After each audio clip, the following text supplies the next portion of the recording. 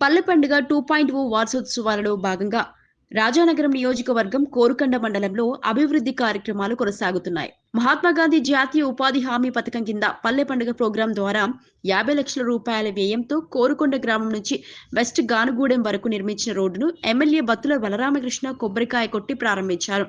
ఈ కార్యక్రమంలో జనసేన పార్టీ నా సేన కోసం నా వంతు రాష్ట్ర కమిటీ కోఆర్డినేటర్ శ్రీమతి బత్తుల వెంకటలక్ష్మి పాల్గొన్నారు. గ్రామీణ ప్రాంతాల్లో మౌలిక వసతుల అభివృద్ధి లక్ష్యంగా ప్రభుత్వం పని.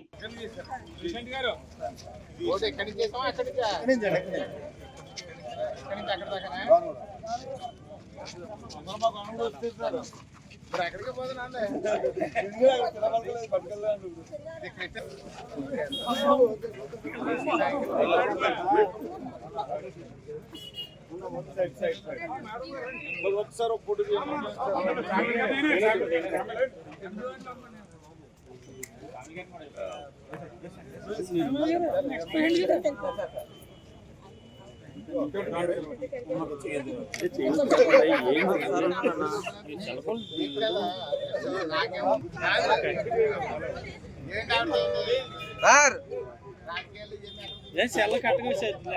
తీసుకొచ్చి ఏం చేయమంటారు చెప్పండి.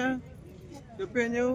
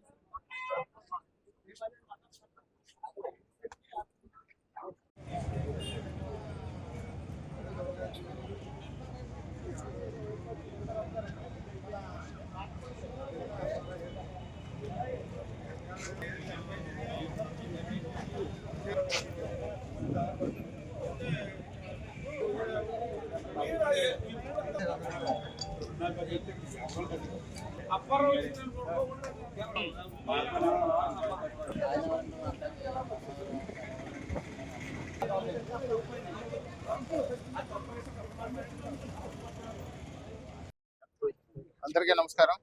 ఆంధ్రప్రదేశ్ రాష్ట్రంలో గౌరవ ముఖ్యమంత్రి శ్రీ నారా చంద్రబాబు నాయుడు గారు, ఉప ముఖ్యమంత్రి వర్యులు శ్రీ కొణిదెల పవన్ కళ్యాణ్ గారు అద్భుతమైన సుపరిపాలన అందిస్తున్నారు.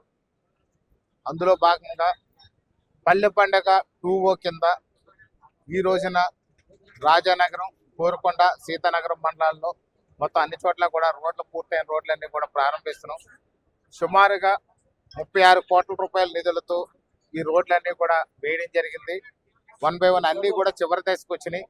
ఒక 10 రోజుల లోపల ఈ రోడ్లన్నీ కూడా ఓపెన్ చేయడం జరుగుతుంది.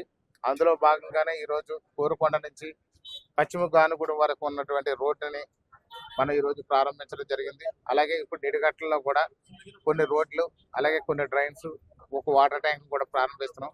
అలాగే బీసీలకు ఈ యొక్క కూటమి ప్రభుత్వం పెద్దపీట వేస్తూ 11 కమ్యూనిటీ హాల్ని శాంక్షన్ చేసింది.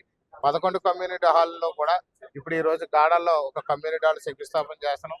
మరొకటి రేపు కానీ ఎల్లుండి కానీ మన రాఘవపురంలో కూడా ఒక కమ్యూనిటీ హాల్ శంకుస్థాపన చేయడం జరుగుతుంది. పుచ్చింపేట ఒక కమ్యూనిటీ హాల్ శంకుస్థాపన జరుగుతుంది.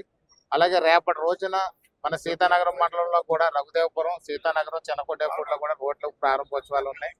కోనవరం ఎప్పుడు దీర్ఘకాలంగా ఎప్పుడు కూడా రోడ్డు పుట్టిన దగ్గర నుంచి కూడా రోడ్డు ఎరగని రోడ్డు, రఘుదేవపురం నుంచి కోనవరం వచ్చే రోడ్డు అనేది ఇప్పుడు అసలు రోడ్డే లేదు. ఆ భయానికంగా ఉన్నటువంటి రోడ్డును కూడా సీసీ రోడ్డుగా వేసి మనం అంతా కూడా తయారు చేస్తాం. కానివ్వండి, డిజిటల్ లైబ్రరీస్ కానివ్వండి, ఎప్పుడు ఎవరు ముట్టుకోనటువంటి వాటిని ప్రత్యేకంగా తీసుకొచ్చి అభివృద్ధి చేస్తున్నాం. అలాగే ఇప్పుడు నిన్నటి రోజున సెంట్రల్ టీం నుంచి, ఢిల్లీ నుంచి కూడా ఒక టీం వచ్చారు. జూ పార్క్ కూడా మన రాజానగరం నియోజకవర్గం వచ్చే విధంగా, ఎందుకంటే ఇక్కడ విశాఖపట్నం ఉంది జూ పార్క్, అలాగే తిరుపతిలో ఉంది. కానీ ఇక్కడ multi facilities world class standard తో ఇక్కడ జూ పార్క్ ఏర్పాటు చేసే విధంగా కూడా మన ఎంపీ పురంధేశ్వరి గారు కూడా దాన్ని చాలా స్ట్రాంగ్ గా ప్రయత్నం చేస్తున్నారు.